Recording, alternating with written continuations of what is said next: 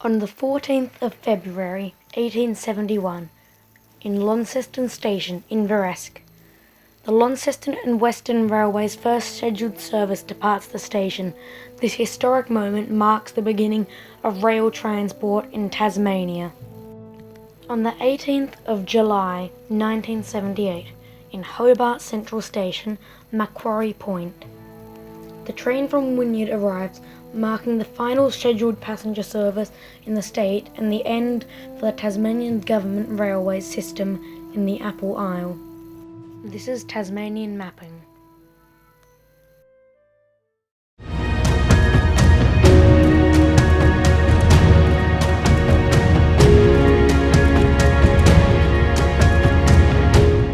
Tasmania has not had passenger rail for almost 5 decades. This has led to the reliance of the general public on personal cars and the isolation and disuse of the public transport networks operated by Metro, Redline, Manions and other operators. Low frequencies, lack of resources and failure to enlarge the network has caused this situation in Tasmania. Tourists visiting our island are forced to rely on rental cars and ride shares, meaning less federal income and a shrinking tourist market. However, this can be fixed easily, and revitalising the rail tracks across the state will lead to booming tourism and easy access to the far corners of our state. Proposal 1. Light rail and tramways. In Tasmania, even getting across town can be difficult without a car. Buses are infrequent and expensive. This can be fixed by building light rail and tram lines across the cities of our state. Lines using existing infrastructure in Hobart and the Central Coast can be built, including an intercity LRT line from Devonport to Somerset via Penguin and Burnie.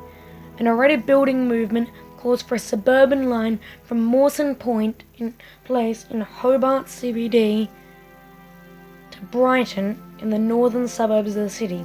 This project, called River Line, will include reusing the old line through Hobart to create a new public transport network for the southernmost city in Australia. The project will create a public transport line from Mawson Place in the Hobart CBD to Brighton in the northern suburbs. This could help with the major congestion Hobart faces in the 21st century. Another possibility is the intercity tramway from Somerset to Devonport. The freight railway could easily be converted to light rail. Passing loops and second platforms at stations could allow for a fast, efficient and environmentally friendly way to commute along the Central Coast. My suggestion for the stops along the way is this: Myandetta, Devonport, Don Junction, Leith, Turners Beach, East Ulverston, Ulverston, West Ulverston, Sulphur Creek, Penguin, Heybridge, Chasm Creek, Wivenhoe, South Burnie, Burnie, Parklands, Cooee, Ocean Vista, Camdale and Somerset.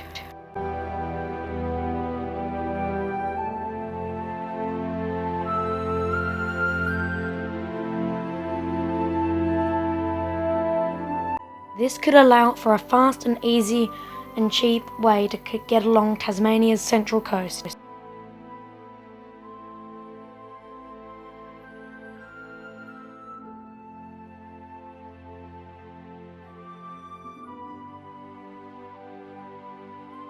Proposal 2. Trains and heavy rail. Tasmania has had a long history with trains. A Tasman Limited was once considered the greatest luxury train in Oceania, but sadly all that is left of this once magnificent train is knowledge, media, and a few surviving carriages and locomotives. The mainline networks are slowly degrading under the banner of Tasrail, who refuses to operate passenger or mixed trains. Intercity and regional trains would be an excellent way to increase tourism and provide and promote access to regional communities such as Tulla, Waina and Redpa. A direct service with passing loops between Launceston and Hobart could be accomplished fairly easily using existing infrastructure,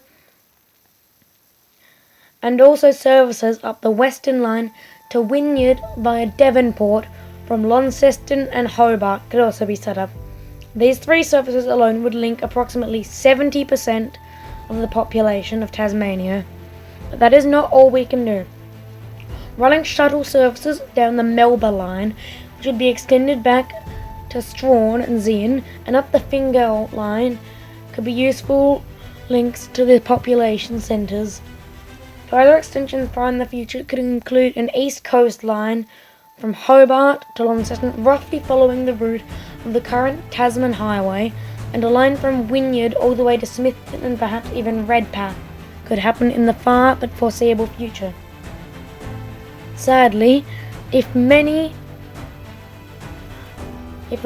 regional councils, especially in the north, get their way, railways will be torn up and converted to bike trails. Sadly, this fate seems to be sealed for the majority of the North East Line after the Launceston City Council announced their plans to support the Dorset Council with the railway bike trail from Wayne to Lilydale Falls. However, they've expressed hopes that they can build the trail while retaining the railway tracks, perhaps with a rail track riders-esque group based at Lower Turners Mars, who has been testing equipment for personal renting rail buggies to ride along the tracks.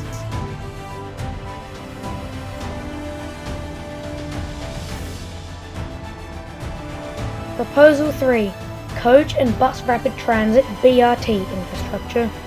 Tasmania currently has extensive suburban bus networks, albeit with very poor frequencies, and the same can be said for coach and intercity buses. Metro Tasmania operates all of the suburban buses, and a range of operators manage the intercity services. Some of these operators include Merseylink, Derwentlink, Redline Tasmania and Callows Coaches.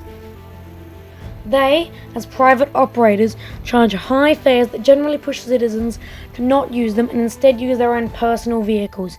This is why Tasmania is considered the most car-centric state in Australia.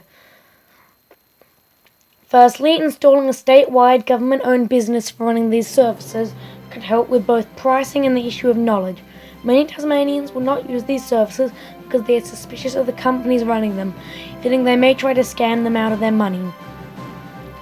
The issues of congestion, a major issue in Hobart and Launceston, bus rapid transit infrastructure could be put in place to allow for buses to bypass congested roads and continue on their journeys as scheduled. BRT infrastructure, for those who aren't familiar, is bus lanes and even bus-only roads. This means that the buses do not have to rely on traffic patterns and other vehicles, meaning that they can run smoothly and on time, which nowadays they generally do not. It's gone to such an extent that a popular saying in Hobart is, "Yeah, when a metro bus arrives on time," meaning something is incredibly unlikely. Another thing that can help with the lack of public transport is frequency. For an example, the 151 bus in Launceston serves major population centres in Riverside and Trevally, with a combined population served by the bus of approximately 12,000 as of 2021. You'd expect it to have at least a decent frequency, but no. 3 services a day. That's right, just 3. No evening commuter, no weekend or public holiday services, just 3. Bus with this amount of people being served do not have such poor frequencies. This route is, sadly, an average suburban route in Tasmania. Hopefully a time will come when we do not have to rely on these services.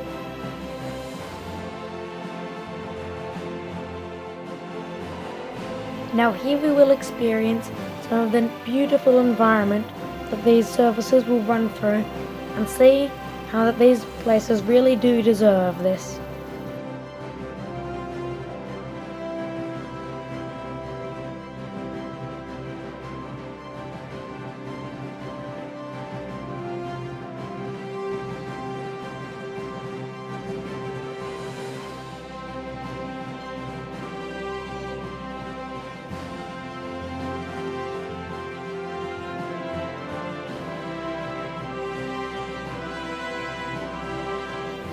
Argument 4.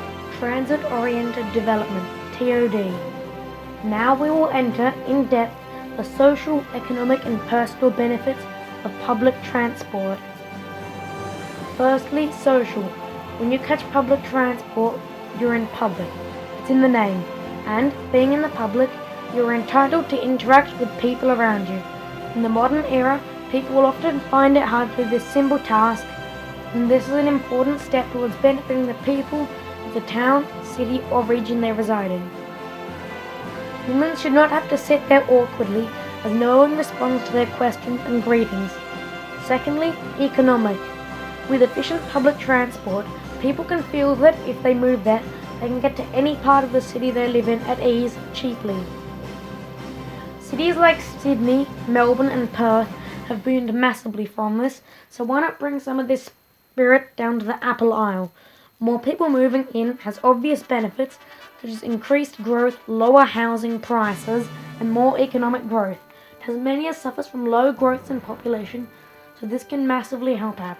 Tasmania's industry is the fastest growing in Australia.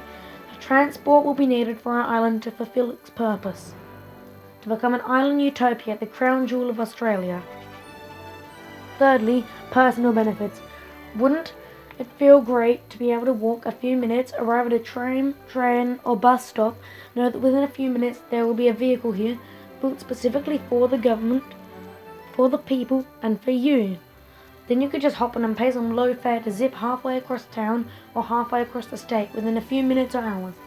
Australia has traditionally suffered from expensive public transport, and Tasmania should become the exception to the rule, whose benefits will far outweigh the negatives, so why not?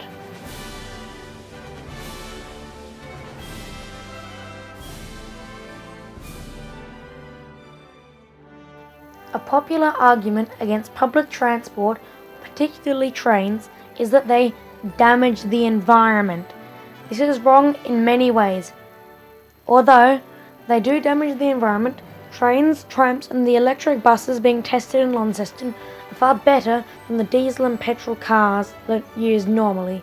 For an example, the average new light vehicle in Australia produces 181 grams of CO2 per kilometre, while a tram would emit around 60 grams per kilometre in Melbourne. These studies clearly show that Tasmania would do far better environmentally with a large number of trains and trams instead of cars and buses. Take Sydney as an example. In the 1970s and 80s, the city had major pollution problems. The opening of the Sydney light rail system and replacing diesel with electric trains has helped massively with the curing of this problem. Tasmania has some of the most important World Heritage areas in the world, and also has an area around Maroowa with the cleanest, freshest air in the world. These will be gone soon if we sit around and do nothing. As global warming and climate change creep into our world, fires and extreme heat rates are increasing. Tasmania is one of the hardest hit places in Asia and the Pacific when it comes to this. 1,000 years ago, the island had an average of 10 natural fires a year. Nowadays, this number can be in the hundreds, and with deliberate fires for harmful purposes, can make the number almost reach the thousands. Tasmania can do better. Railway systems can also mean that Tas Fire can operate firefighting equipment on the network, allowing for better access to remote areas of Tasmania like Melbourne. Overall, doesn't it seem that better public transport would benefit our state both in the long and short term?